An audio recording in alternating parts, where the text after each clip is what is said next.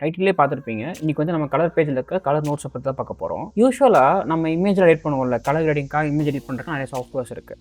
இப்போ அந்த மாதிரி சாஃப்ட்வேர்ஸ்லையோ இல்லை ஆப்ஸ்லையோ பார்த்தீங்கன்னா உங்களுக்கு வந்து லேயர் பேஸ்டாக தான் இருக்குமே தவிர இந்த மாதிரி நோட் பேஸ்டாக இருக்காது. அது ஒவ்வொரு லேயருக்கும் நீங்கள் ஒவ்வொரு கரெக்ஷன் பண்ணிக்கலாம், இல்லை இந்த குரூப் லேயர் பண்ணுற மாதிரி நிறைய ஆப்ஷன்ஸ் இருக்கும்.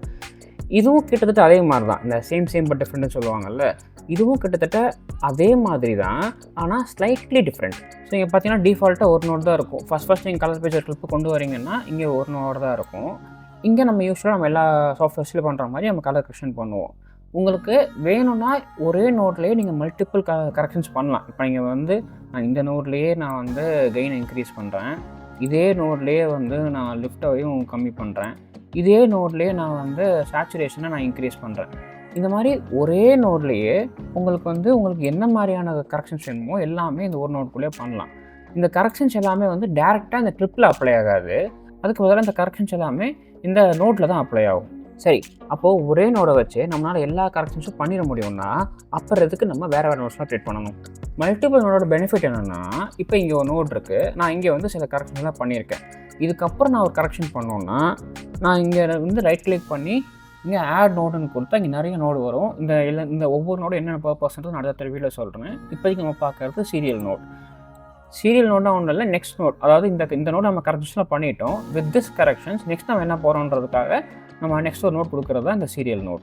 இந்த சீரியல் நோட் நான் கிளிக் பண்ணிட்டு என்ன பண்ணுறேன், நான் டெம்பரேச்சரை வந்து இன்க்ரீஸ் பண்ணுறேன். நீங்கள் என்ன பண்ணிக்கலாம்னா இங்கே ரைட் கிளிக் பண்ணி இந்த இடத்துல நோட் லேபிள்னு கொடுத்தா நம்ம இங்கே வந்து நேம் பண்ணிக்கலாம். இந்த இடத்துல நான் என்ன சொல்கிறேன், சேச்சுரேஷன் அட்ஜஸ்ட் பண்ணியிருக்கேன். அதே மாதிரி இங்கே வந்து நான் என்ன பண்ணியிருக்கேன்னா டெம்பரேச்சரை வந்து இது பண்ணியிருக்கேன். இந்த மாதிரி நீங்கள் ஒவ்வொரு நோடும் ஆட் பண்ணி அந்த நோடில் நீங்கள் பர்டிகுலர் என்ன பண்ணியிருக்கீங்கன்னு நீங்கள் நேபிள் பண்ணிங்கன்னா அண்ட் அதில் ஏதாவது நீங்கள் கரெக்ஷன்ஸ் கொண்டு போகணுன்னாலும் அதை ப்ராப்பராக ட்ராக் பண்ணி கரெக்ட் பண்ணுறதுக்கு ரொம்ப ஈஸியாக இருக்கும். இந்த ஒரு விஷயம் தான் இதோட பெனிஃபிட்னு கிடையாது, இதில் நிறைய பெனிஃபிட்ஸ் இருக்குது. அது நம்ம போக பார்க்கலாம். நீங்கள் பண்ணுற கரெக்ஷன்ஸ் எல்லாமே இந்த நோட்டில் அப்ளை ஆகும்.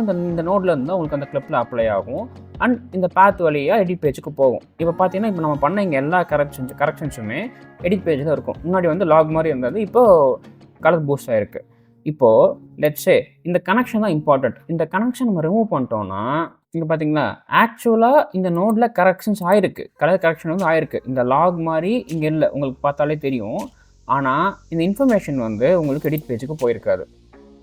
எடிட் பேஜில் இங்கே லாக் மாதிரி தான் இருக்கும். ஸோ இந்த கரெக்ஷன் ரொம்ப இம்பார்ட்டண்ட். பார்த்தீங்களா, இப்போ கனெக்ஷன் பண்ண உடனேயே இந்த கலர் நம்ம சேஞ்ச் பண்ண இன்ஃபர்மேஷன் எல்லாம் எடிட் பேஜுக்கு போய் அங்கே எடிட் பேஜில் ரிஃப்ளெக்ட் ஆகிடும்.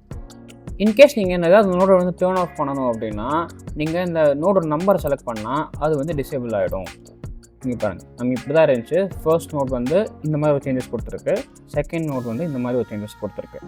நீங்கள் மல்டிபிள் நோட் யூஸ் பண்ணுறது பிரச்சனை இல்லை, ஆனால் அதோட ஆர்டர் ரொம்ப முக்கியம். இப்போது இந்த நோடு இருக்கா, இப்போ இந்த நோடில் நான் என்ன பண்ணுறேன், இந்த டெம்பரேச்சர் வந்து நான் ஃபுல்லாக மாற்றுறேன். இப்போ இந்த நோட் வந்து இப்போ இந்த ஃபுட்டேஜ் வந்து ஆரஞ்சு கலரில் இருக்குது.